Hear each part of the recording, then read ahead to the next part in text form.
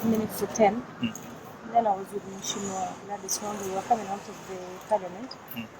And then I met the honorable member, Rashid Hassan of Wajir East. And then there's nothing. We just said hi. And then he asked me, how come you didn't put anything for me in my constituency in the budget? I asked him, what budget are you talking about? He said the budget's public hearings in Wajir. I told him, but Mheshimiwa, you are not there, you are the host MP, and you never mobilized your people to come and present their case. And again he said, but go, but you knew it. But I said, no, that's not how we work. We listen to the public. We get the public's views in the budget, not as, just deciding on where to put money. But I said, in that case again, your priority for the constituency was the market. The women came and they said, as we just our priority is market.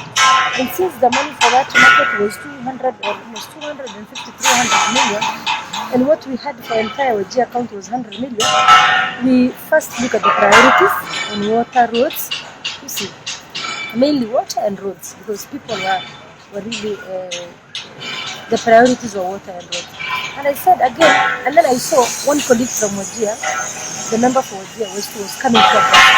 And then he came, and then I told him, you see your colleague here, he mobilized these people, the people came and actually gave out their views.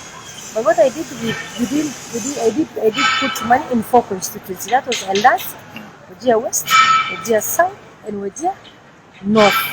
Because the money is only 100 million really. But again, we were looking at the priority and the need at that time.